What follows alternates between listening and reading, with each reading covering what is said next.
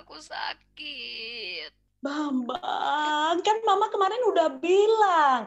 Tuh kan, kayak gitu kalau kamu nggak dengerin mama. Mama kan bilang rawat, jangan dilupai. Ya tapi kan aku tadi lagi main game terus lupa. Kemarin Bambang mama bilang apa? Tolong dikasih makan, diperhatiin, diajak ngomong, dielus-elus biar dia sehat terus. Apa udah bilang mama bilang kemarin? Pasti begitulah kalau nggak perhatian sama peliharaan. Tadi aku kan lagi main sama teman. Terus? Terus aku lupa ngasih makan. Terus tiba-tiba dia sakit. Udah. Soal main nanti kita bicara lagi. Sekarang kura-kura mama lihat mana? Tuh. Ya Allah Bambang, ini mah hampir mati. Sebentar lagi mati ini. Tuh kan nggak bergerak-gerak udah. Tuh kan Bambang, kita beli itu mahal banget, 1 jutaan. Ya Allah. Oke, uangmu aku ambil, uang tabunganmu. Sebagai ganti kamu menelantarkan hewan. Gak mau ah. Itu kan uang aku.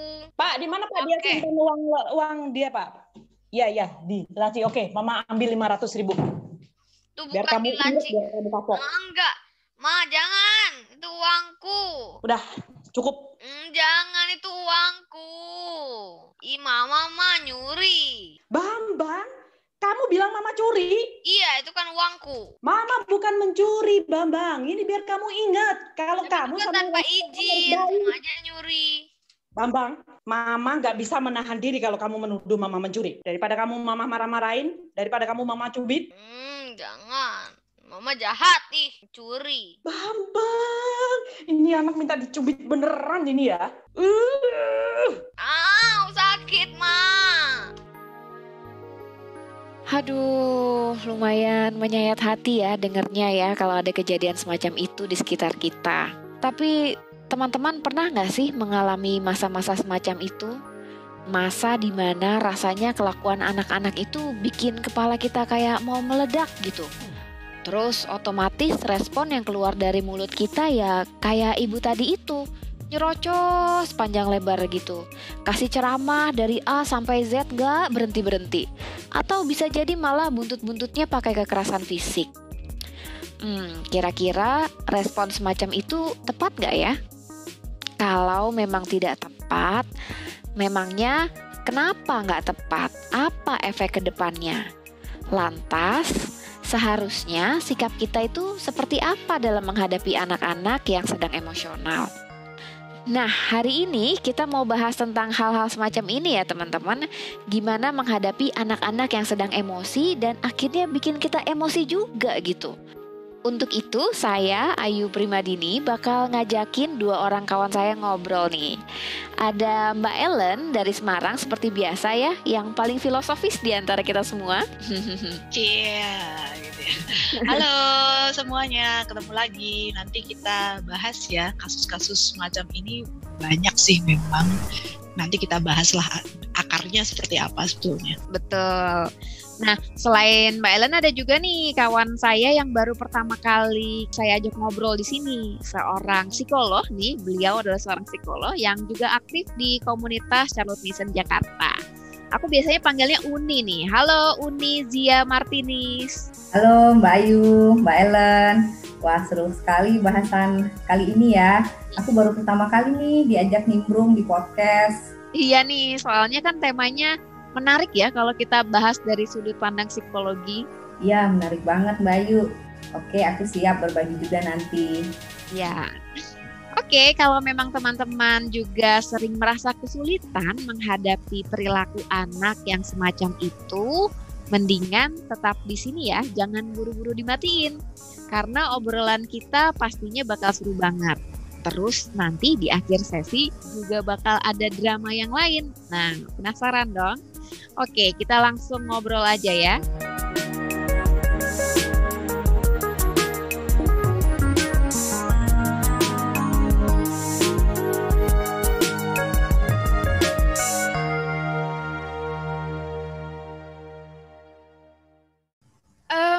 Kalau dengerin drama tadi ya, drama ibu dan anak yang tadi ya, itu kayak situasi yang sebenarnya memang familiar gitu ya. Banyak gitu yang kasus-kasus yang seperti itu ya. Karena kan dalam keseharian pasti sering nih kita ngerasa anak tuh bikin kesel gitu, bikin kita kesel gitu. Udah dikasih tahu masih ngeyel aja gitu ya. Kayak tadi kan udah anaknya lagi salah malah ngatain ibunya mencuri gitu. Akhirnya ibunya marah gitu kan, tambah kesel gitu kan. Ya tentunya hal-hal kayak gini nggak ideal ya. Idealnya sih kalau misalnya anak lagi bertingkah gitu kan, orang tuanya harusnya kan sabar aja, santai gitu ngadepinnya. Nah, masalahnya kan untuk bisa santai, untuk bisa tenang gitu kan nggak mudah ya. Biasanya otomatis respon yang keluar kan kesel gitu, ikutan emosi gitu ya. Nah, sebelum kita ngebahas kayak gitu nih, share dong Mbak Ellen atau Unizia, pernah nggak sih ikutan marah-marah saat menghadapi anak berperilaku sulit tadi kayak ibu tadi itu? Enggak, Oh, enggak iya. salah maksudnya. Nggak mungkin, nggak pernah maksudnya gitu ya. Ya, merasa marah ke anak itu sebetulnya hal yang wajar ya. Kan emosi itu muncul tanpa kita suruh. Karena itu kan terkait dengan proses kita juga di masa lalu. Dan kita biasanya akan merasa marah kalau anak itu tidak memenuhi ekspektasi. Jadi ketika kita punya ekspektasi, anak kok nggak seperti yang kita mau, dan padahal kita tuh yakin anak tuh seharusnya bisa gitu. Nah, itu emosi kesal, marah, jengkel itu secara otomatis akan keluar. Nah, dalam cerita ibu dan anak tadi kan kelihatan ibunya punya ekspektasi ya. Anaknya harusnya tahu bahwa kura-kura itu harganya mahal. Penting gitu ya. Penting itu, mak-mak kan maksudnya. Terus udah dibeli mahal-mahal, kan harusnya dikasih makan, harus rajin dikasih makan. Kok ternyata malah lalai dikasih makan gitu kan. Terus sampai mau mati gitu kan kura-kuranya. Jadi ya menurut si ibu harusnya anak paham dong bahwa uang itu kan nggak turun dari langit. Jadi kalau sampai tersia-sia seperti itu ya harus ditukar gitu kan dengan uang juga gitu supaya kapok gitu kan, supaya lain kali anaknya lebih bertanggung jawab. Nah, harapannya si ibu itu kan anak tuh bisa paham logika berpikir dia gitu.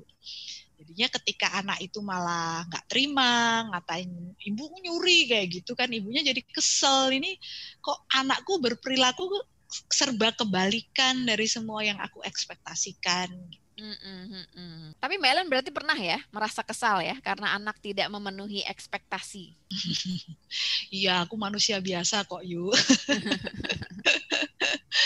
Dan terutama dulu pas pertama kali jadi ibu ya. Pertama kali jadi ibu itu kan punya ekspektasi yang sangat tinggi dan cenderung tidak realistis. Karena bayangannya itu romantis kayak yang di iklan-iklan itu kan. Kalau iklan-iklan produk bayi itu kan punya anak tuh kayaknya kok seru gitu ya, menyenangkan, anaknya itu lucu, manis, ketawa-ketawa gitu. Jadi bayangannya tuh punya anak itu akan mudah, akan menjadi pengalaman yang indah. Jadi pas punya anak beneran kan agak shock gitu ya. Agak shock, ini kok anaknya nangisan gitu. Rewel, terus tambah besar, kelinggi, nempel terus kayak perangko gitu. Jadi nggak bisa ngapa-ngapain kitanya. Terus anakku dulu juga picky eater yang pertama itu, macam-macam lah. Jadi ya karena waktu itu belum punya ilmu juga, jadi aku belum punya kemampuan untuk mengelola ekspektasiku. Bahkan aku tidak tahu apa yang harusnya aku ekspektasikan kepada anak. Cuma bekalnya kan dari romantisisme yang ada di iklan-iklan itu kan. Makanya ya akhirnya ya marah juga sih, sering marah dulu. Terutama ya memang dosanya banyak kan ke anak pertama ya. Marah, menghukum, itu juga terjadi. Sering ya. Tapi bentar, sebelum aku lanjutin nih, aku penasaran. Kalau Unizia suka marah juga nggak? Soalnya pembawaannya tuh kalem banget gitu. Jarang marah ya pasti ya? Sama Mbak Yu, sering marah juga kok. Masa sih? Minimal ngomel lah. Ngomel ya minimal. Kayak ibu tadi itu. Biasanya penyebab marahnya juga karena ekspektasi yang tidak dipenuhi itu atau gimana? Sebenarnya macam-macam ya Mbak Yu. Kalau dari pengalaman aku, sendiri dan juga menangani beberapa klien, kadang-kadang ada juga ibu-ibu yang sebetulnya sedang terjebak di masa lalu gitu. Jadi ketika anak itu berperilaku kayak yang drama tadi, bisa aja di dalam kepala si ibu langsung muncul kenangan dulu ketika dia melakukan sesuatu dengan cara yang tidak benar, kemudian dia mendapat konsekuensi yang tidak menyenangkan gitu. Akhirnya dia langsung ngomel-ngomel ke anaknya, langsung muncul anak kecil juga dari dalam dirinya. Ya bisa katakanlah misalnya si ibu tuh mikir, waduh nanti suami saya bakal marah nih, anak saya akan dianggap tidak becus untuk mengarahkan anak-anak. Jadi dia sebetulnya sedang masuk ke dalam diri, tapi dia ekspresikan dengan cara yang seperti tadi, tidak bisa berempati terhadap anaknya yang sedang sedih. Ya biasanya semua manusia kayaknya pernah mengalami deh Mbak Ayu. Cuman itu sebetulnya bisa dilakukan sesuatu sih jika kita merasa itu tidak tepat untuk terus-terus kita pelihara. Jadi bisa disimpulkan kalau penyebabnya dua ya, antara satu bahwa orang tua itu punya ekspektasi yang rasanya terlalu berlebihan gitu, sehingga ketika anak itu tidak memenuhi ekspektasinya, orang tua menjadi kecewa dan akhirnya menjadi marah gitu ya. Atau itu tadi ya, atau orang tua itu sebenarnya punya pengalaman masa lalu yang secara otomatis akhirnya dia keluarkan juga ya ke anaknya itu ya. Mungkin kalau orang tuanya dulu sering dimarahin, jadi otomatis responnya dia tuh pun memarahi gitu ya, kurang lebih kayak gitu ya. Kurang lebih gitu Mbak Ayu. Meskipun itu nggak berjalan harus begitu terus sih, karena manusia kan unik, nanti macem-macem gitu sesuatu yang muncul dari kedalaman jiwanya si orang ini. Yang kadang-kadang kalau kita gali, kita suka surprise sendiri gitu Mbak Ayu, oh ternyata hal ini menimbulkan ini gitu. Kalau dalam pandangan filosofis bisa juga dibilang orang yang marah-marah itu terlalu optimis gitu. Jadi lucu ya, orang kan sering beranggapan bahwa optimis itu baik. Optimis itu kan berarti beranggapan bahwa masa depan itu akan sesuai dengan apa yang diharapkan gitu toh. Nah, tapi dalam kajian filosofis orang yang terlalu optimis itu berarti dia berharap bahwa di dunia ini semua akan bisa berlaku seperti yang dia harapkan gitu. Jadi ketika punya anak, dia terlalu optimis bahwa anaknya itu akan selalu manis, akan selalu sesuai dengan apa yang dia mau gitu kan. Ketika kenyataannya tidak, maka ya itu tadi muncul emosi negatif, kecewa, jengkel, marah, dan seterusnya. Maka kalau dari segi filosofis sebetulnya penting untuk menjaga sedikit dosis pesimis ya. Terlalu optimis tidak baik ya berarti. Ketika berhadapan dengan siapapun sebetulnya, bukan hanya anak, tapi juga suami, mertua, orang tua, kita harus punya sedikit dosis pesimis bahwa tidak selalu apa yang kita harapkan itu bisa terwujud gitu loh pada anak kita, bahwa realitas itu tidak selalu seperti yang kita mau. Itu mirip-mirip Mbak Ellen sama istilah di psikologi juga ada, tapi disebutnya toxic positivity gitu, bahwa apa yang tadi Mbak Ellen sudah gambarkan sebenarnya kan optimisme gitu, cuman waktunya tidak tepat. Kalau untuk anak ya mungkin anaknya belum berkembang sesuai dengan ekspektasi, tapi udah dituntut untuk bisa misalnya gitu. Jadi ternyata nyambung-nyambung juga ya. Iya, artinya penting ya untuk tahu perkembangan psikologis anak ya. Sebenarnya orang tua juga perlu tahu ya. Artinya kalau anak umur kayak tadi, misalnya ibu itu marah-marah mengharapkan anaknya yang nggak tahu mungkin umur 7 tahun atau 8 tahun udah bisa ngurusin hewan peliharaannya sendiri gitu. Padahal sebenarnya secara psikologis kan anak umur segitu ya belum mampu barangkali ya dikasih tanggung jawab yang demikian besar gitu ya. Ya betul. Ya konsistensi itu hal yang tidak mudah gitu. Karena anak-anak itu kan kalau CM bilang kan kekuatan kehendaknya masih lemah ya. Jadi kalau CM bilang kan meminta anak tekun mengerjakan sesuatu dalam jangka yang panjang, itu kemungkinan anak akan tidak bisa gitu.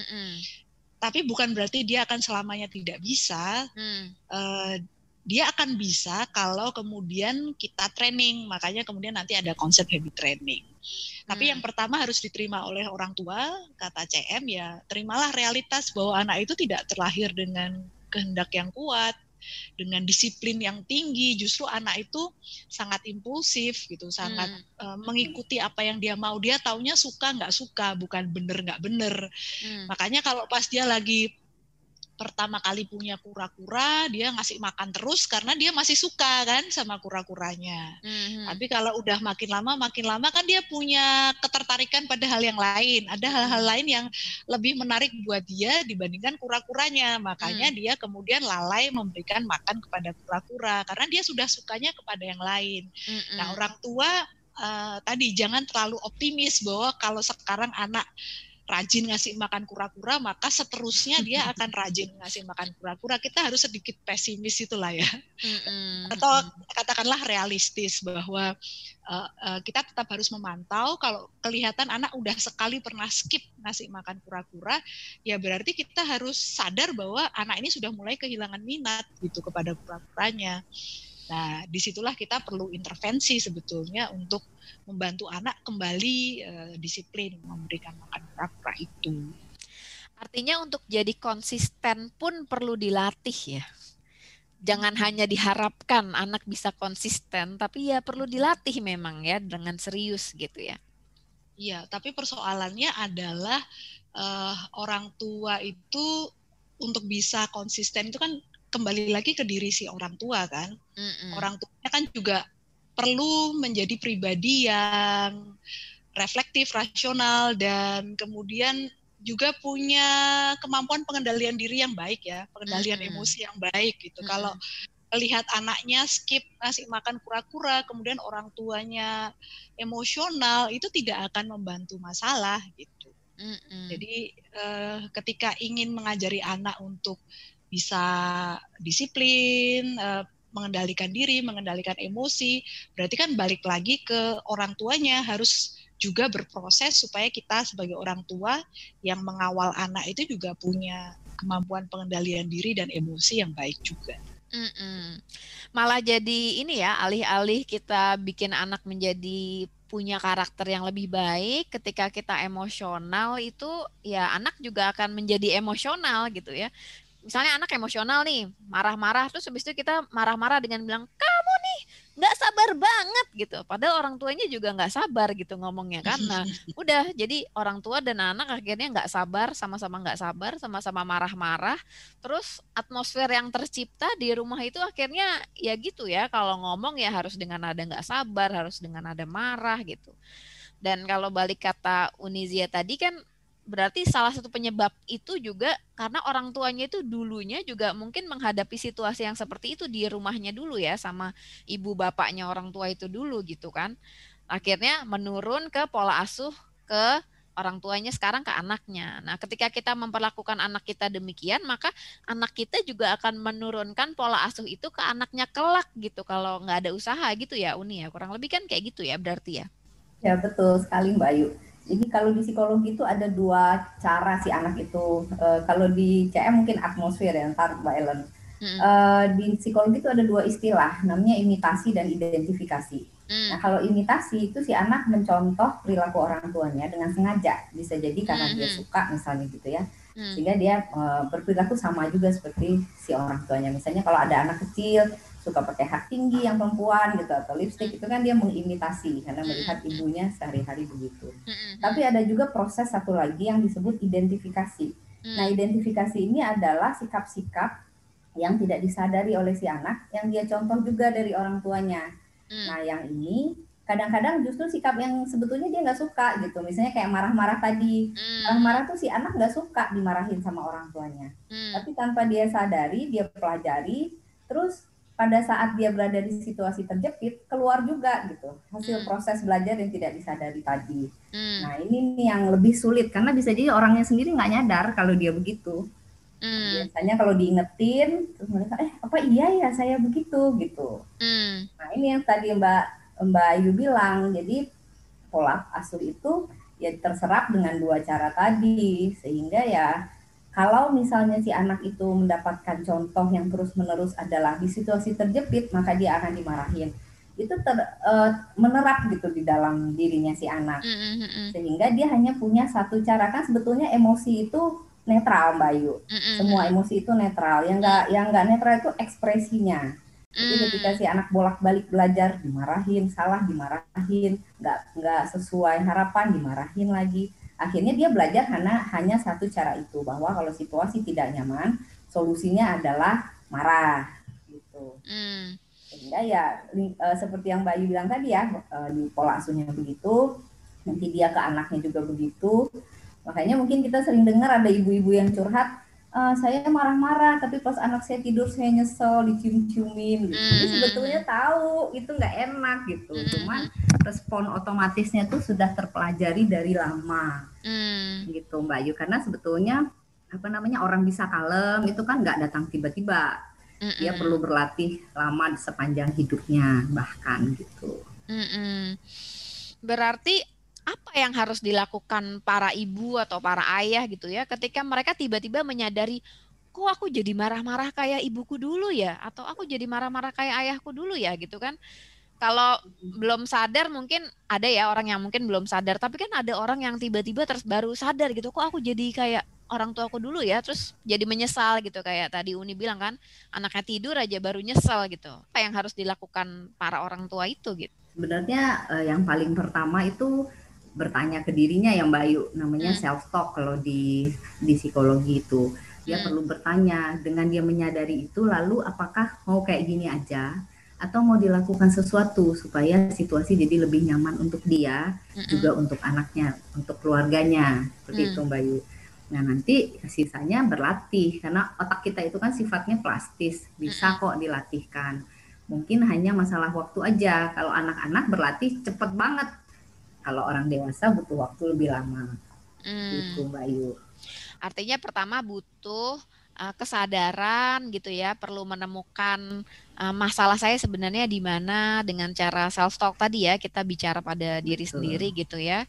Baru setelah itu harus ada proses melatih ya. Ya betul Mbak Ayu. Intinya sih di bawah kolong langit ini semua ada ilmunya sih. Betul. Ya, setuju Mbak Ellen.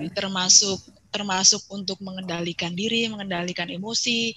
Jadi tidak ada kata final ya. Manusia itu bukan makhluk yang final. Jadi kita tidak bisa menyalahkan, aku jadi gini kan karena orang tuaku, jadi ya sudah gitu loh, terima aku apa adanya. Nggak bisa gitu juga ya, karena sebetulnya manusia tuh tetap selalu memiliki kemampuan memilih kan. Free will itu kan tetap ada. Jadi ketika kita mau mengambil tanggung jawab gitu kan, bahwa hidupku tuh adalah pilihanku gitu, maka dari situ kita bisa memilih, saya mau tetap di pola yang lama seperti cara saya diasuh dulu, atau saya mau memilih untuk membentuk sendiri, membentuk ulang kepribadian saya. Dan manusia adalah makhluk yang sangat bisa membentuk ulang dirinya sendiri dengan ide-ide yang masuk ke dalam kepalanya, maka dia akan membentuk ulang identitasnya. Maka kalau di CM kan ditekankan soal pasokan ide, karena dengan tambahan ide baru manusia akan berubah gitu. Jadi manusia itu kalau membaca buku tentang manusia itu nggak bisa sama seperti kalau kita membaca buku tentang hewan atau tanaman gitu kan. Misalnya kita baca tentang pohon ini hidup di sini akan berbuah sekian-sekian, itu tidak mempengaruhi diri kita. Tapi kalau kita membaca tentang manusia, misalnya bahwa tadi ada kata-kata manusia adalah makhluk yang belum final, misalnya kita ketemu bacaan tentang itu ya, maka langsung otomatis kesadaran kita akan bekerja dan kita akan berefleksi. Berarti saya ini makhluk yang belum final ya, berarti saya bisa berubah ya, kayak gitu. Jadi penting sekali buat kita untuk dalam rangka membebaskan diri kita dari belenggu program-program masa lalu, kita perlu membaca banyak hal, ide-ide yang membangkitkan refleksi dalam diri kita supaya kita tahu bahwa ada alternatif gitu. Kita itu tidak wajib, kalau misalnya saya dulu punya ibu atau bapak pemarah, saya tidak wajib loh menjadi pemarah. Saya punya pilihan loh, kayak gitu. Ketika kesadarannya sudah muncul, maka kita bisa membongkar lagi program-program yang lama. Akhirnya kita pakai instrumen pendidikan CM juga ya dalam rangka mendidik diri kita sendiri ini ya, untuk keluar dari pengalaman masa lalu itu ya. Artinya untuk bisa jadi atmosfer yang positif itu ya kita butuh disiplin, butuh habit training, dan juga butuh supply ide gitu ya. Buntut-buntutnya pakai instrumen pendidikan CM lagi gitu. Dan mengejar ilmu ya, mengejar pengetahuan tuh penting sih buat orang tua. Karena kan kenyataannya memang kita di masyarakat itu kan posisi orang tua itu tidak pernah dipersiapkan secara serius gitu. Karena betul. Masyarakat kita kan sangat dikuasai oleh paham romantisisme ya, yang menganggap bahwa posisi-posisi yang terkait dengan emosi itu seolah-olah sesuatu yang bisa dikuasai hanya dengan intuisi gitu. Makanya kalau gitu ya. Misalnya mau milih jodoh, mau milih pasangan suami atau istri hanya mengandalkan perasaan. Saya jatuh cinta kepada dia, berarti dia adalah orang yang cocok buat saya. Jadi basisnya tuh intuisi gitu. Begitu juga ketika punya anak, nggak pernah ada persiapan khusus ya, sekolah khusus untuk menjadi orang tua, tapi masyarakat itu memberi ekspektasi bahwa kamu harusnya bisa gitu loh. Begitu sudah punya anak itu harusnya langsung bisa jadi orang tua yang baik. Nah, itu kan ada ini ya, ada kesenjangan yang lebar gitu loh antara yang diharapkan dengan realitasnya. Jadi orang tua pun korban ekspektasi sebetulnya. Korban ekspektasi masyarakat. Nah, itulah yang perlu dijembatani. Makanya orang tua harus menyadari bahwa saat ini masyarakat, sistem sosial kita belum menyediakan lembaga, belum menyediakan layanan yang secara sistematis mengajari dia menjadi orang tua yang baik. Maka orang tua harus berdaya ya, harus mencari sendiri. Mencari sendiri saat ini, terpaksa mencari sendiri ilmu-ilmu yang dia butuhkan, sekaligus juga kalau aku bilang sih bersolidaritas dengan orang tua yang lain. Bukannya kalau melihat orang tua misalnya kalau dengerin, misalnya itu tadi yang ibu dan anak tadi misalnya tetangga kita gitu ya, kalau dengerin kayak gitu alih-alih kita mencibir gitu ya, misalnya kita kan biasanya jadi ibu apaan tuh kayak gitu gitu kan. Jadi kita merendahkan, menghina. Jadi alih-alih kita mendekat, menemani, memberi bantuan gitu kan, memberi petunjuk apa yang kalau dia sudah siap menerima petunjuk, kita malah biasanya membandingkan diri. Kalau orang itu ternyata lebih parah dari kita ngerasa bangga gitu. Tapi jiwa kalau sebaliknya muncul ya. Sebaliknya kalau kita ngelihat ibu lain yang lebih sabar, lebih penyayang, nggak pernah marah, kita jadi minder, kita jadi ngerasa apalah aku hanya remah-remah rengginang, misalnya kayak gitu kan. Jadinya itu tidak membantu gitu loh. Jadi aku pikir ya yang dibutuhkan termasuk saat ini ya, kita bicara tentang bagaimana membantu anak menghadapi anak yang sedang emosi supaya kita sendiri juga nggak emosi. Ini kan ada ilmunya, makanya penting bagi kita untuk belajar. Intinya kesempatan untuk menghentikan siklus itu ada pada pribadi orang tua masing-masing ya, Mbak Ellen, Mbak Ayu. Kalau kita udah jadi orang tua, mungkin kita bisa mempraktekkan cara pengasuhan yang lebih berkesadaran. Supaya praktek pengasuhan emosional itu tidak terus-terus terulang, itu bisa banget. Nah kalau gitu ketika anak itu masih suka tantrum, masih suka marah-marah, kesel gitu kan, apa yang harus kita lakukan dong untuk membantu anak mengendalikan diri itu, Uni? Atau mungkin apa sih sebabnya kenapa anak-anak itu kesal gitu? Apa yang terjadi mungkin dalam otaknya tuh sebenarnya apa yang terjadi gitu? Sebetulnya itu karena perkembangan mereka memang belum optimal ya, apalagi kalau dibandingkan dengan orang tua ya Mbak Yu. Jadi di otak anak itu ada 3 area, sebenarnya bukan di otak anak saja ya, di otak kita semua tuh ada 3 area. Nah yang pertama tuh adalah batang otak. Sebenarnya para ahli yang menggolongkannya menjadi 3, tapi otaknya sendiri itu macam-macam banget nanti istilahnya, aku juga nggak hafal Mbak Yu. Jadi secara garis besar tuh ada 3. Batang otak itu disebut juga dengan otak dari rektil, karena dia modelnya itu secara insting bekerjanya Mbak Ayu. Nah kemudian yang kedua adalah otak mamalia namanya. Otak mamalia itu di situ terbentuk memiliki bagian-bagian yang merespon secara emosi, pusat rasa lah istilahnya. Nah yang terakhir itu adalah neokorteks gitu. Neokorteks itu hanya dimiliki oleh manusia.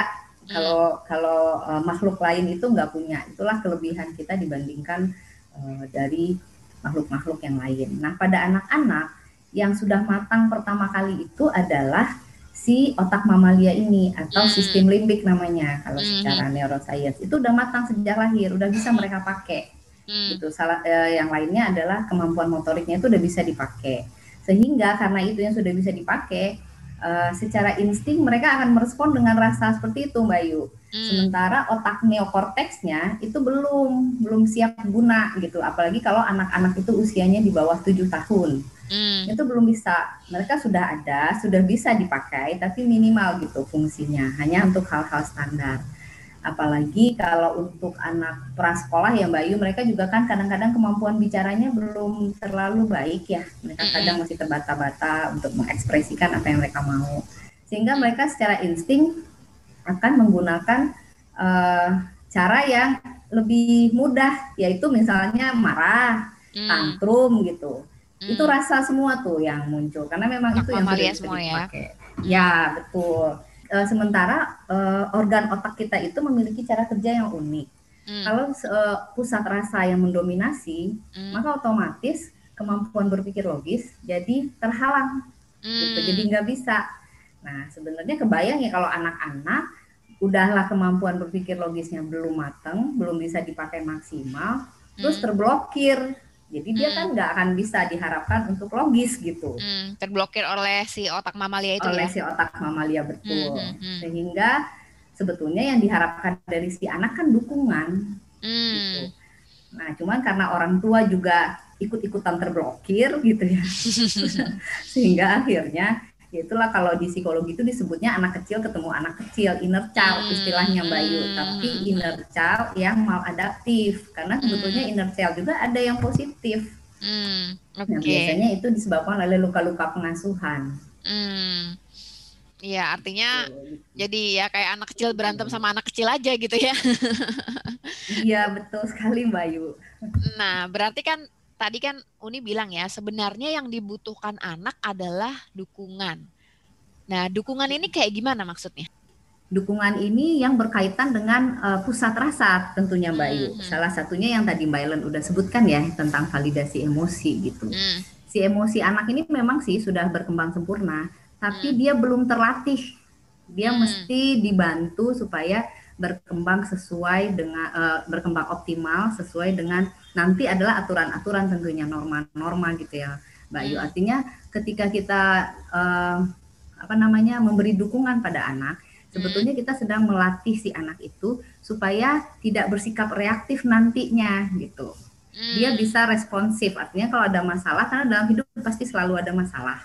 Nah, harapannya di kemudian hari si anak itu bisa bersikap responsif terhadap semua masalah yang datang ke dia. Tidak reaktif yang artinya langsung menyala gitu pusat rasanya dan kemudian dia tantrum di mana aja gitu. Itu pendidikannya sebetulnya kalau dari teori neuroscience itu di usia 0 sampai 7 Mbak Yu. Tema-tema emosi, bagaimana kita memberi dukungan, bagaimana kita mensupport anak dalam situasi-situasi sulit, terutama tidak marah-marah seperti yang drama tadi, itu sebetulnya selain tidak melatihkan kematangan emosi, itu juga membuat luka batin di dalam diri si anak. Nah, itu ntar jadinya PR-nya jadi dua, udahlah kematangannya mesti dibantu, luka batinnya mesti dihapus lagi gitu. Jadi malah lebih repot. Padahal panjang, si ibu, ya? Panjang. Padahal si ibu mungkin maunya biar simpel gitu ya, marahin aja besok-besok kapok. Padahal belum tentu. Iya, artinya penting ya teknik mendukung ini, cara kita mendukung emosi anak atau validasi emosi ini adalah bagian dari habit training juga ya sebenarnya ya. Bagaimana supaya anak ini terlatih nantinya untuk merespon ketika ada masalah datang, bagaimana dia merespon. Nah, cara dia merespon ini mungkin kita perlu latih dengan salah satunya dengan teknik validasi emosi ini ya. Selain tentunya untuk membentuk anak itu jadi pribadi yang lebih matang, jadi pribadi yang lebih baik tanpa adanya luka-luka masa lalu yang malah bisa menghambat perkembangannya dia kelak ya.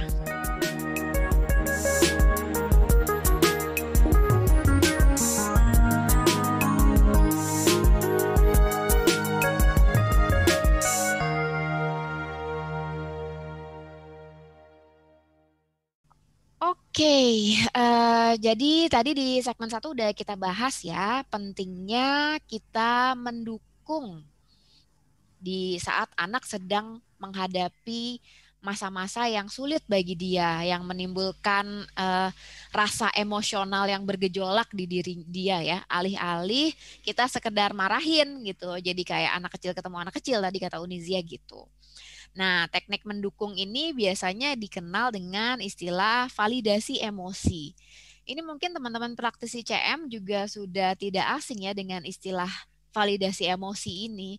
Tapi sebenarnya kalau setauku CM itu tidak pernah sih ya menyebut istilah validasi emosi ya. Itu kayaknya termasuk penelitian yang baru-baru aja terbit. Kalau menurut Mbak Ellen gimana? Benar kan ya? CM tidak pernah membahas tentang validasi emosi ya? Enggak pernah. CM enggak pernah menyebut validasi emosi. Yang CM sebutkan hanyalah tentang pentingnya orang tua memahami fisiologi dan psikologi anak.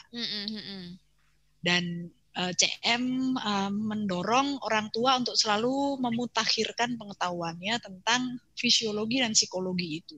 Jadi apapun temuan sains yang terbaru terkait pertumbuh kembang anak, perkembangan emosional anak, itu orang tua perlu belajar karena itu adalah basis kita untuk mendidik anak sebaik-baiknya. Jadi termasuk dalam validasi emosi ini kita belajar dari temuan-temuan yang terbaru. Tadi kan dijelaskan tentang otak reptil, otak limbik ya, kemudian otak manusiawi itu kan prefrontal cortex.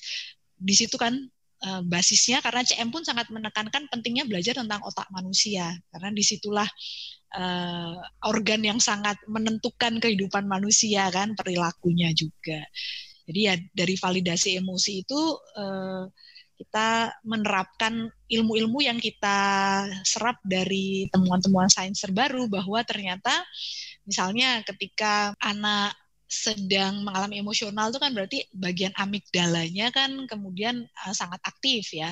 Dan ketika amigdala sangat aktif, maka dia juga akan menghambat kerja otak rasional atau prefrontal cortex. Nah, makanya di situ validasi emosi itu fungsinya adalah supaya meredakan ya, membuat rileks dulu amigdalanya supaya tidak dalam kondisi fight or flight ya, jadi sedang dalam kondisi agresif gitu, itu diredakan dulu supaya otak rasionalnya bisa kemudian bekerja dengan baik dan kemudian mengendalikan situasi lagi. Nah, fungsi validasi emosi sih seperti itu. Menarik ya. Kalau dari sisi psikologis, validasi emosi itu seperti apa, Uni? Sebetulnya sama, Mbak Ayu. Paling istilah-istilahnya aja ya yang berbeda. Menarik tadi ya Mbak Ellen kan bilang anak-anak itu flight atau fight gitu ya. Memang iya tuh Mbak Ayu, di psikologi itu juga dibahas kenapa sih orang tua nggak boleh marah-marah gitu ya, atau menekan lah, dan perlu sekali menerima situasinya. Walaupun bisa jadi nggak setuju dengan isi dari situasi itu, tapi pertama situasinya harus diterima dulu. Karena nanti responnya itu yaitu kalau si anak itu nggak bertempur, kalau nggak dia kabur, atau satu lagi ada dia membeku gitu. Nah dalam 3 situasi itu nggak akan masuk informasi apapun, sehingga pendidikan yang diberi itu nggak diserap sama si anak. Makanya ada istilah masuk kuping kiri keluar kuping kanan, besok gitu lagi. Jangan-jangan emang anaknya nggak nerima karena lagi terblokir tadi. Nah sehingga validasi emosi itu penting banget Mbak Yu. Di psikologi itu juga ditekankan sih, maksud aku ya, aku sharing sedikit pengalaman aku konseling. Konselingku sebetulnya banyaknya adalah orang-orang dewasa. Tapi ternyata problem mereka rata-rata adalah problem emosi Mbak Yu. Gitu. Artinya setelah digali lebih dalam, nanti yang keluar tuh masa lalunya. Dulu begini, dulu begitu, semua semacam mental block gitu. Nah kalau guruku suka kasih nama tuh ransel emosinya tuh penuh, sehingga dia nggak pernah buang. Nah saat ini nih, pada saat sudah dewasa, ternyata itu menghambat seluruh aktivitasnya gitu, termasuk dalam mendidik anak. Nah jadi penting banget memang untuk memvalidasi emosi. Itu artinya sebetulnya kita sedang mengajarkan sama anak-anak untuk mengenali dirinya, bahwa kalau situasi sedang A, maka saya merasakan bagaimana.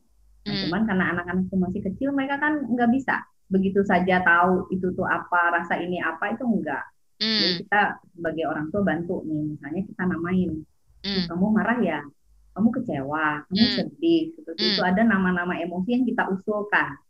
Nah, si anak sih bukan berarti terus dia ikut sama yang kita arahin, enggak juga Mbak Yu. Nanti tuh ada rasanya tuh. Si anak itu bisa mengenali rasa. Kalau misalnya pas tebakan kita, maka dia akan mengiyakan. Kalau enggak, biasanya enggak. Dia akan menolak usul-usul atau istilah yang kita sampaikan itu. Nah, kalau misalnya kita sudah terbiasa nih mengajak anak untuk mengenali nama-nama dari emosi, pada akhirnya nanti seiring berjalannya waktu dan perkembangan mereka bisa memastikan, misalnya tiba-tiba dia akan bilang aku lagi merasa kecewa, aku lagi, dia akan bisa bilang ketidaknyamanannya di area mana, jadi lebih enak membantunya. Tapi tentu pada saat melatihkan itu ya itu perjuangan gitu, apalagi kalau si orang tua juga punya ransel emosi yang penuh. Itu dia juga harus kelola dulu dirinya, baru dia bisa bantu mengajarkan tentang kelola emosi ini pada anak.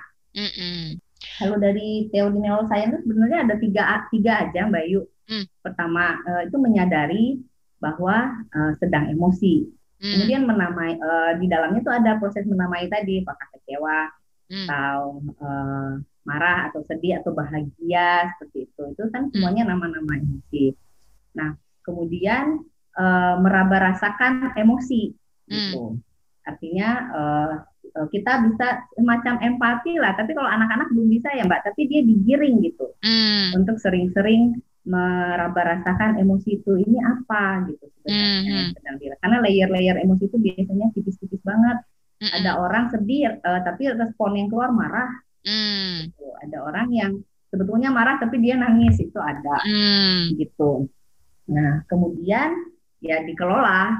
Nah, itu sih kalau untuk anak-anak yang nggak bisa gitu ya Mbak Yu, untuk mencapai 3 hal ini tuh mesti ada proses, dan dalam proses itu peran orang tua besar sekali.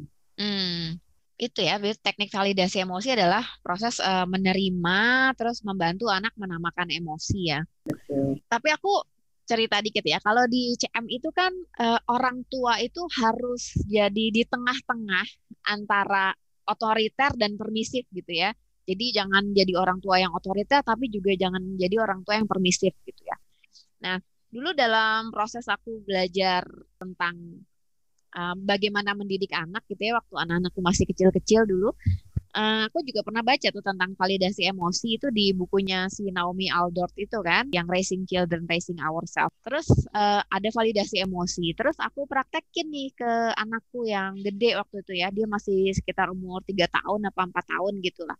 Jadi ketika dia tantrum, terus emosinya aku validasi ya. Kayak tadi gitu, kamu marah ya, kamu sedih ya gitu.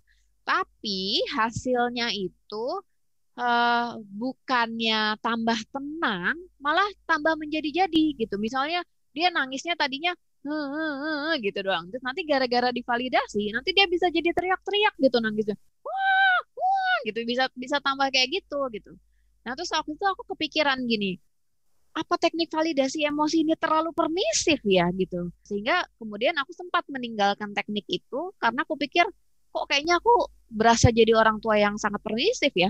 Kayak anak tuh jadi semakin merasa didukung, terus malah semakin istilahnya ngelunjak gitu jadinya gitu. Jadi terus dengan tangisannya semakin menjadi-jadi gitu. Dulu aku pikir gitu, sehingga teknik itu pernah aku tinggalkan ya, karena aku pikir kok kayaknya gak efektif gitu menangani anak dengan validasi emosi ini gitu.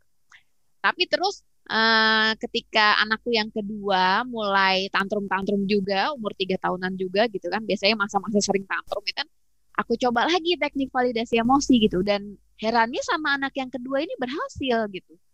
Sama anak yang pertama ini kok waktu itu malah kasusnya seperti itu ya, malah jadi teriak-teriak gitu. Nah, di situ aku kepikiran tuh, apakah teknik validasi ini tidak bisa diterapkan untuk semua anak, ataukah memang dalam menerapkan teknik validasi emosi ini nggak semua anak harus divalidasi tepat pada saat itu. Karena sebenarnya anakku yang pertama ini bisa divalidasi tapi tidak tepat pada waktu itu. Jadi aku kalau dia nangis-nangis tuh mesti aku biarkan dia dulu tenang. Kalau dia udah tenang baru nanti aku validasi gitu. Nah, itu sebenarnya gimana sih? Kalau menurutku bukannya tidak bisa diterapkan kepada anak ya. Validasi emosi itu universal kok, karena kan basisnya kan pada kodrat otak manusia yang emosional dan rasional itu. Jadi bahwa diri manusia tidak tunggal itu kan, dan otak emosional itu lebih primitif, dan kalau dia sedang berkuasa maka yang rasional akan terhambat kerjanya. Jadi itu universal sih, berlaku kepada semua orang. Dari pengalamanku yang aku catat adalah bahwa prinsip validasi emosi ini tidak bisa berdiri sendiri. Tuh sebetulnya. Jadi ketika validasi emosi kemudian dilepaskan dari prinsip-prinsip kunci yang lain seperti habit of obedience, ya, respect kepada prinsip. Jadi prinsip itu nomor 1 kayak gitu. Terus juga tidak ada aspek dialog dalam keseharian di luar ketika saat anak sedang emosi gitu. Aku mengalami hal yang mirip juga dengan Ayu ketika pertama kali kenal teknik validasi emosi ini. Anakku yang pertama juga hasilnya kurang lebih seperti Taci ya. Dan itu berbeda sekali ketika aku terapkan kepada anak yang kedua dan ketiga. Kalau aku menduga penyebabnya bukan pada tekniknya, tapi kepada kesiapan orang yang menerapkannya satu. Jadi bahwa aku dan anakku yang pertama itu karena sejak awal itu kan fondasinya secara ilmu parentingnya kan nggak beres gitu kan, sehingga banyak riwayat konflik gitu loh di antara kami. Gitu. Nah itu membuat ketika anak divalidasi emosi, dampaknya malah justru dia merasa mendapat lisensi untuk mengungkapkan semua kekesalannya yang sebetulnya mungkin terpendam ya dalam dirinya gitu kan di masa-masa yang lalu. Jadi kayaknya dikeluarin semuanya kayak gitu, malah nggak selesai-selesai gitu. Dan di sisi yang lain aku sebagai yang menerapkan validasi emosi, pada waktu itu aku belum selesai juga berproses dengan diriku sendiri. Jadi aku melihat kayak gitu semakin kesel gitu kan. Jadi bukannya sabar gitu kan, malah jadi kesel gitu loh. Tak validasi maksudnya supaya cepat diem kok malah nggak diem gitu kan. Jadi kesel juga, atau ada rasa bersalah gitu loh. Rasa bersalah kayak dia jadi kayak gini kan karena aku dulu salah kayak gitu kan. Nah itu membuat teknik validasi emosinya tidak bekerja dengan baik. Nah ini berbeda ketika aku terapkan pada anak yang kedua dan ketiga yang sejak bayi sudah divalidasi emosi. Nah itu membuat tidak ada terlalu banyak riwayat konflik di masa yang lalu. Akhirnya anak itu cepat sekali merespon begitu ditanyain gitu. Kamu tadi jatuh, kamu sakit, kamu sedih. Nah itu anak langsung iya langsung cepat merespon gitu. Berbeda dengan anak yang kemarin-kemarin punya banyak riwayat konflik. Itu kalau sekarang aku biasanya membantu ibu-ibu itu menerapkan validasi emosi, aku tekankan bahwa validasi emosi tidak bisa dilepaskan dari prinsip-prinsip yang lain. Jadi jangan sampai atas nama validasi emosi terus kita kehilangan habit of obedience-nya, lalu anak jadi nggak respect sama kita, terus anak teriak-teriak kepada kita, apalagi sampai mukul kita. Nah itu tidak boleh dibiarkan gitu. Jangan atas nama validasi emosi lalu kita membiarkan anak melakukan apa saja kayak gitu. Iya, menarik ya, menarik. Kalau Unizia gimana? Maksudnya ada nggak sih kalau secara psikologis anak yang memang lebih sulit gitu divalidasi gitu, atau memang ya karena semata-mata karena orang tuanya aja yang emang belum siap? Ya Mbak Ayu, kalau di psikologi nambahin aja sebenarnya yang tadi dijelaskan Mbak Ellen udah lengkap banget sih Mbak Ayu. Tambahannya adalah terkait juga sih dengan karakter, kepribadian, dan temperamen si anak Mbak Ayu. Ada anak-anak yang ketika ditanya dia jadi makin sedih memang gitu. Sehingga dia perlu waktu dulu untuk menenangkan diri sebelum kita ajak untuk membahas kesedihannya. Jadi itu nanti balik lagi ke orang tua, karena orang tua sehari-hari selalu berinteraksi dengan anak. Nah, sebenarnya orang tua lah yang paling tahu karakter anaknya kayak gimana gitu. Dia memiliki sifat-sifat yang bagaimana. Yang kayak Mbak Yu tadi bilang, akhirnya Mbak Yu belajar, kalau Taci dia nggak bisa langsung ditanya. Kalau adiknya bisa ditambah yang tadi yang Mbak Ilan udah jelaskan ya. Jadi memang satu sama lain itu saling berkaitan. Makanya kekuatan kalau menghadapi anak-anak, kekuatannya itu memang selalu ada di orang tua. Memang kesannya berat ya Mbak Ayu. Tapi kalau itu bisa kita terima dengan hati lega gitu ya, terus kita mengembangkan diri terus, belajar terus, itu jadi bisa lebih ringan. Karena semua gangguan perilaku pun kalau terjadi pada anak-anak, begitu diusut ujung-ujungnya tuh orang tua gitu. Betul Mbak Ayu. Jadi ketika yang tadi Mbak Ellen ceritakan, ketika dia mau memvalidasi anak, tapi terus anaknya malah makin kejar, terus orang tuanya jengkel, itu sebetulnya ada energi yang terpancar gitu. Si anak itu ngerasain, sehingga akhirnya dia jadi tetap nggak nyaman. Jadi itu nggak disengaja, prosesnya secara alami. Anak itu nggak sengaja kok mau nyusah-nyusahin orang tua tuh enggak gitu. Tapi secara insting dia merasa makin tidak nyaman, atau rasa tidak nyamannya itu nggak berakhir. Nah, karena memang masih memiliki keterbatasan, apalagi tadi otak prefrontal cortexnya belum berkembang optimal, ya yang paling bisa dia lakukan adalah merespon dengan emosinya, pusat rasa gitu, yang sudah matang dan siap dipakai. Nah, sehingga walau bagaimanapun tetap aja orang tua yang mesti mundur dalam pertarungan itu gitu, yang lebih dewasa kan istilahnya harusnya. Meskipun banyak juga orang dewasa yang ternyata belum dewasa secara emosi gitu Mbak Ayu. Artinya dalam teknik validasi emosi ini kita juga perlu memperhatikan faktor children are born person juga ya. Betul Mbak Ayu. Ini artinya semua prinsip CM dipakai ya dalam validasi emosi ini ya. Jadi children are born person, terus kita harus mempertahankan otoritas kita, jangan sampai gara-gara validasi emosi terus kita jadi sangat permisif misalnya gitu kan. Terus proses validasi emosi ini sebenarnya melatih kehendaknya anak juga, way of the will juga gitu. Jadi CM banget lah ya, CM banget. CM banget. Betul. Karena CM kan berbasis hukum alam kan, jadi kalau itu hukum alam ya sudah, berarti pasti cocok dengan CM. Tapi gini, ini menarik ya. Tapi kan kita perlu lihat contohnya ya. Maksudnya sebenarnya gimana sih? Apa yang harus kita lakukan ketika anak itu lagi mengalami masa-masa yang emosional gitu? Nah, abis ini aku mau minta Unizia deh gitu, manggil anak yang tadi itu, yang tadi anaknya sedih gara-gara kura-kura itu. Unizia nanti coba ya, kalau validasi emosi tuh gimana sih gitu ya. Nanti aku panggilin lagi nih anak yang tadi nih ya. Oke ya, kita panggil ya.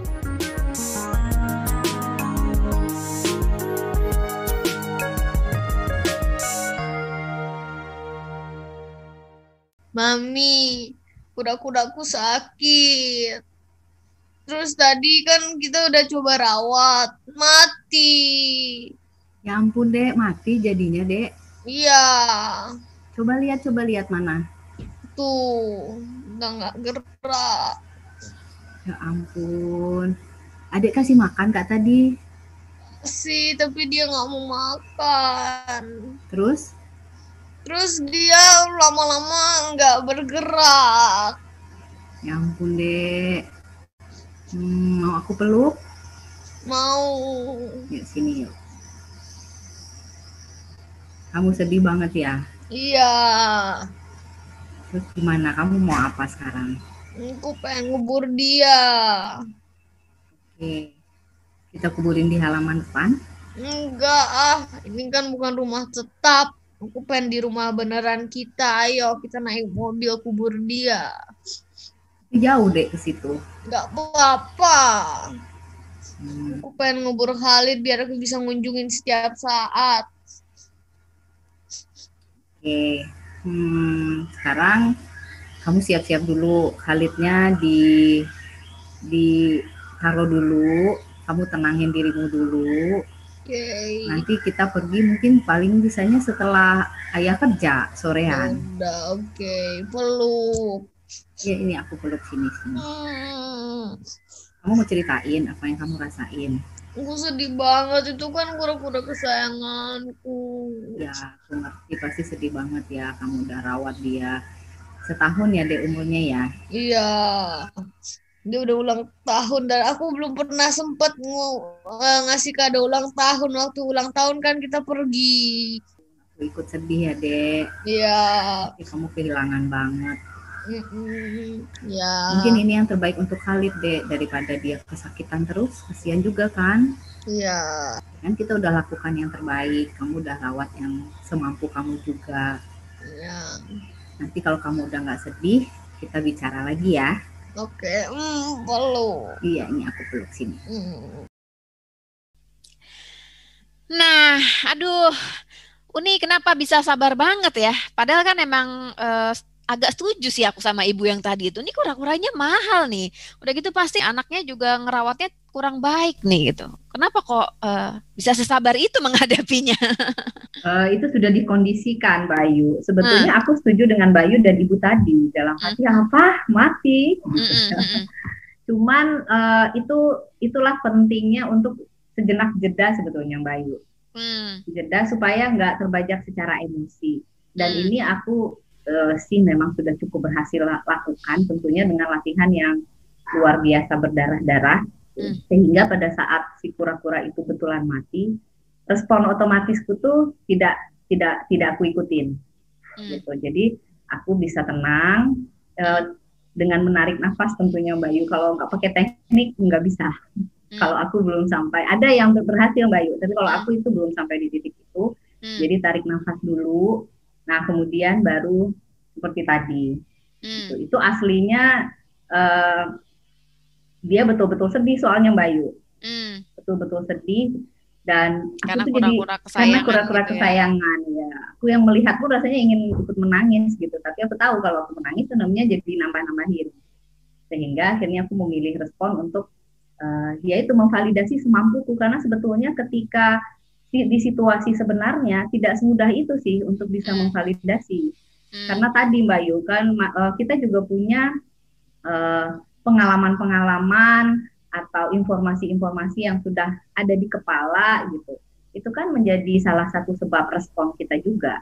Sehingga ya semampunya mengkondisikan bagaimana supaya bisa tenang, kemudian bisa memvalidasi emosi si anak, walaupun nanti itu sebetulnya nggak setuju gitu, maksudnya aduh kenapa itu bisa begitu, bisa akhirnya mati misalnya gitu ya, kalau dalam kasus si kura-kura gitu. Nanti akan ada pembahasan lanjutan tentunya setelah si anak tenang. Kemudian kita bicara lagi itu apa masalahnya. Itu kan sebetulnya kalau dilihat dari sudut yang apa ya, kalau misalnya mau cari-cari ini kenapa bisa begini gitu ya, itu kan artinya memang si anak tidak terlalu telaten. Cuman ya benar tadi Mbak Ellen di awal udah bilang ya, bahwa si anak-anak itu memang mungkin belum siap gitu, belum saatnya dia memiliki kemampuan sesuai harapan kita, sesuai ekspektasi gitu ya, untuk bisa semua berjalan baik-baik aja. Nah, nanti tinggal didiskusikan bagaimana yang harus dilakukan, pelajaran apa yang bisa diambil, dan tentunya ada konsekuensi gitu. Konsekuensinya ya dia kehilangan dan sedih. Nah, itu setelah dilatih itu bisa kok, Mbak Yu. Ya nggak sempurna sih, betul. Aku setuju juga dengan tadi Mbak Ellen mau bilang nggak mungkin sempurna. Iya betul gitu. Tapi kita bisa upayakan sampai yang Mbak Yu bilang tadi, di tengah-tengah lah antara kemarahan kita sama kemampuan untuk memberi ruang. Nah itu kuncinya adalah di jeda, Mbak Yu. Jangan paksa diri untuk membahas sesuatu pada saat kita sedang merasa aku sepertinya mau marah gitu ya. Kan ada tanda-tandanya ya, kalau orang mau marah tuh kan nggak serta-merta jreng marah gitu, tapi ada tanda-tanda yang mendahului, misalnya nafasnya mulai ngos-ngosan, jantung tuh mulai deg-degan, itu terasa. Nah itu salah satu ciri kita untuk udah jangan bahas dulu, segera jeda gitu. Tapi jeda juga jangan lama-lama sih, hanya untuk supaya dingin. Tadi kan pusat rasa atau amigdala itu dia kan gampang panas tuh. Jadi kalau dia panas dia butuh didinginkan dulu supaya dia nggak perlu membajak PFC, terus jadi bisa fokus pada solusinya. Artinya sebenarnya proses itu, untuk bisa melakukan proses itu yang penting adalah orang tuanya harus tenang dulu ya, karena kalau orang tuanya tidak tenang yang ada jadi pikiran-pikiran emosional itu bisa keluar gitu ya. Ya niatnya sih mau validasi, tapi nanti nadanya nada menyalahkan gitu kan, alih-alih nada menerima malah nada menyalahkan gitu, karena akibat belum terlalu tenang sebenarnya orang tuanya gitu ya. Iya betul sekali, Mbak Yu. tenang itu pada saat si orang tua bisa menerima situasi itu, bahwa ya kalau dari kasus kura-kura, oh iya berarti si kura-kura itu mati, itu diterima dulu. Biasanya kita marah kan, kita nggak mau terima, kenapa bisa mati, itu kan mahal dan lain sebagainya.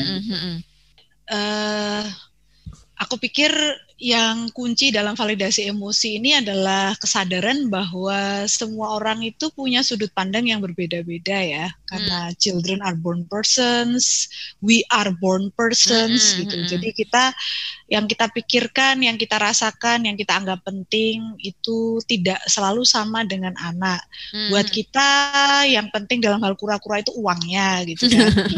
Karena buat anak yang penting itu ya kura-kuranya gitu. Nah, buat kita sebenarnya kura-kura itu apa sih, cuma kura-kura aja kok gitu kan. Mati ya sudah gitu kan. Yang penting nih uang nih, ini uang udah terlanjur hilang nih kan misalnya gitu kan. Sementara buat anak kura-kura itu tidak tergantikan. Dalam validasi emosi itu nomor satu ya kita berusaha melihat peristiwa itu dari sudut pandang anak. Kita berusaha melihat anak itu kira-kira mikir apa ya, anak itu kira-kira merasa apa ya, dan itulah yang kita bantu anak supaya bisa memverbalkan apa yang dia pikirkan dan dia rasakan. Karena kalau prefrontal cortex itu kan bekerjanya kan butuh bahasa, jadi kita perlu memberi bantuan kepada anak supaya prefrontal korteksnya ini bisa bekerja, jadi dengan bahasa dan kemudian dengan pertanyaan. Nah ini yang perlu diajukan ya. Jadi ketika anak sedang emosi, kita perlu mengajukan pertanyaan-pertanyaan yang sederhana kayak tadi kan pertanyaannya adalah kamu merasa sedih. Nah itu kan pertanyaan sederhana gitu loh, tinggal dijawab iya atau tidak kayak gitu. Nah aku sendiri pribadi kurang cocok kalau misalnya ketika anak sedang emosi terus biasanya kan orang suka tanyanya kenapa gitu kan. Karena kenapa itu pertanyaan yang terlalu kompleks untuk dijawab pada saat orang sedang emosional. Jadi susah lebih ya. baik kita ajukan pertanyaan-pertanyaan sederhana. Dan yang kalau aku sih biasanya dengan anak-anak nomor satu adalah membantu mereka memahami duduk perkaranya. Jadi misalnya dalam kasus kura-kura seperti tadi aku akan membantu anak dulu untuk memahami perkaranya. Kayak tadi si anak kan sudah dibantu ya. Tadi sudah kamu kasih makan kayak gitu kan. Kalau anak menjawab sudah, tapi terus kura-kuranya nggak bergerak, nggak bergerak berarti kura-kuranya mati gitu kan. Jadi misalnya anak jadi tahu bahwa aku nggak ngasih makan, lalu kura-kuranya mati kan gitu. Jadi duduk perkaranya sudah jelas. Lalu setelah itu kita bantu verbalkan nama emosinya kan. Jadi kamu sekarang sedih. Nah, kalau anak sudah bilang iya, nah terus habis itu kan langkah berikutnya yang tadi sudah dicontohkan juga, bantu anak untuk menemukan solusi gitu. Jadi ini peristiwa sudah terjadi, jadi kamu mau apa gitu loh kalau setelah ini gitu kan. Makanya kita tanyanya sekarang kura-kuranya mau diapakan gitu kan, membuat anak kemudian berpikir mengaktifkan prefrontal korteksnya untuk menentukan langkah selanjutnya mencari solusi. Di situ dia kemudian kan akhirnya tidak dikuasai lagi oleh emosinya kan, karena sekarang otak rasionalnya udah bekerja gitu. Akhirnya dia berpikir ya aku mau menguburkan aja gitu.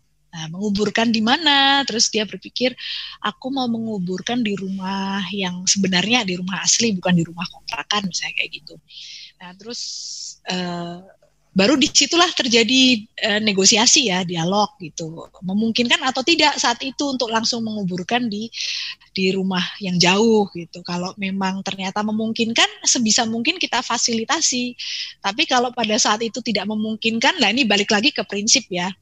Habit of obedience tadi, jangan sampai kemudian lepas gitu. Jadi kalau misalnya pada saat itu kita sendiri sedang ada kesibukan, misalnya belum bisa untuk mengantar anak untuk menguburkan ke rumah yang jauh, ya jangan ragu untuk mengatakan kepada anak bahwa ibu setuju kita akan kuburkan ke rumah kita yang jauh itu, tapi harus menunggu dulu ibu selesai kerja, misalnya kayak gitu, atau nunggu ayah pulang. Nah, jadi anak juga melihat bahwa dia mendapatkan solusinya, tapi bukan berarti terus dia boleh mendikte semua orang tentang apa yang harusnya dikerjakan gitu loh. Itu prinsip yang menurutku penting sih. Jadi validasi emosi harus berimbang dengan realitas, harus berimbang dengan habit of obedience. Artinya jangan gara-gara kita mau validasi emosi, terus anak lagi sedih, kita mau menerima perasaannya, sehingga ketika anak bilang, aku mau makan coklat gitu, padahal anak itu nggak boleh makan coklat gitu, bukan berarti harus dipenuhi juga ya. Ya, aku setuju banget dengan Mbak Ellen, Mbak Ayu. Intinya sih hubungan antara orang tua dengan anak itu berjalan tuh ya naik turun gitu ya. Ya aku tuh membayangkan selama ini, nggak tahu nih ya bayangan benar atau enggak gitu. Itu seperti kita di sirkus yang berjalan di atas tali di ketinggian itu Mbak Yu. Kita pasti miring-miring ke kiri, ke kanan, ke kiri, ke kanan. Tapi selama pijakannya itu ada, itu kita akan berhasil tuh meniti si tali itu sampai ke ujung gitu.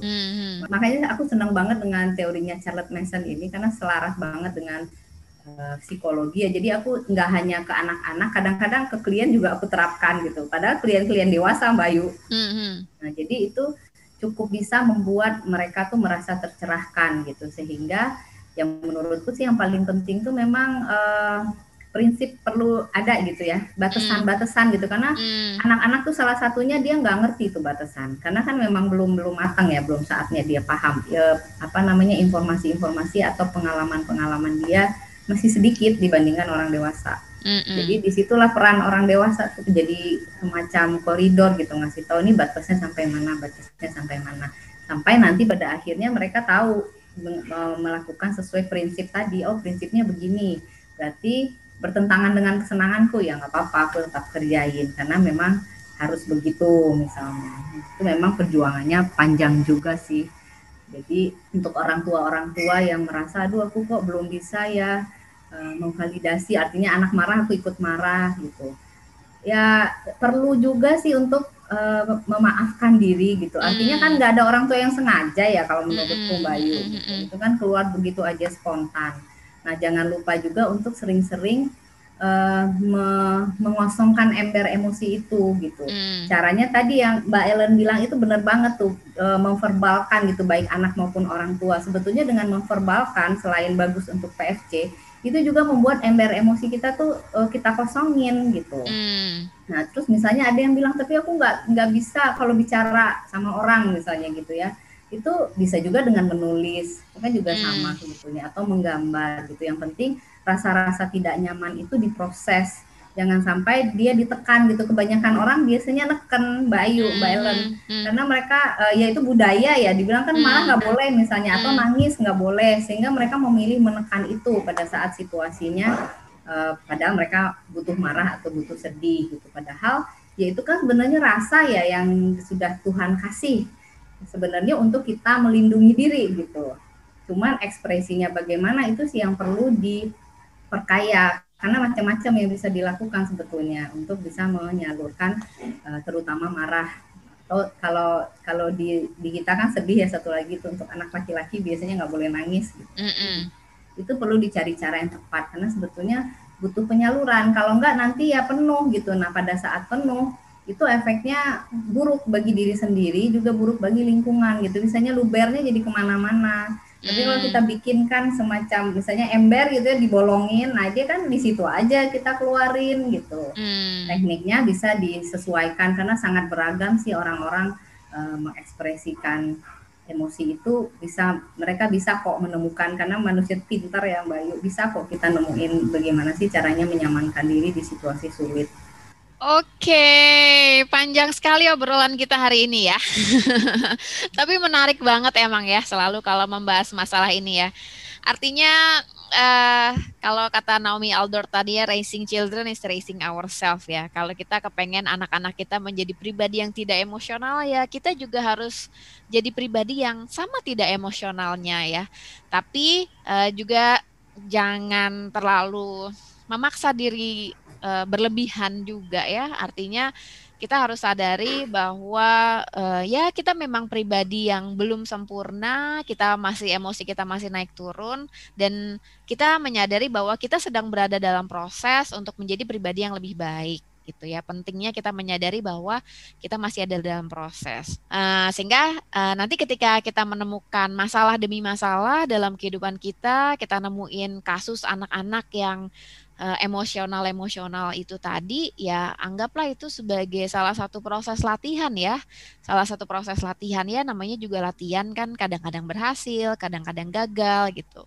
PR-nya bukan untuk disesali ketika gagal, tapi gimana caranya ketika gagal itu kita bisa menjadikan kegagalan itu sebagai pelajaran ya, pelajaran buat kita. Oke, terima kasih ya Mbak Ellen dan Unizia udah nimbrung di obrolan podcast kita yang panjang hari ini. Semoga mencerahkan teman-teman yang mendengarkan dan membantu teman-teman untuk bisa berproses menjadi orang tua yang lebih baik dan menjadi pribadi yang lebih baik. Terima kasih teman-teman semua. Kita ketemu lagi minggu depan ya, dimana kita akan lanjut ngobrolin soal teknis metode CM ya. Salah satunya kita mau ngobrolin soal pendidikan sastra. Nah, seru nih. Gimana sih pendidikan sastra dalam metode CM dan kenapa sih sastra itu penting? Nah, kita bahas minggu depan ya. Sekarang kami undur diri dulu. Sampai jumpa. Dadah.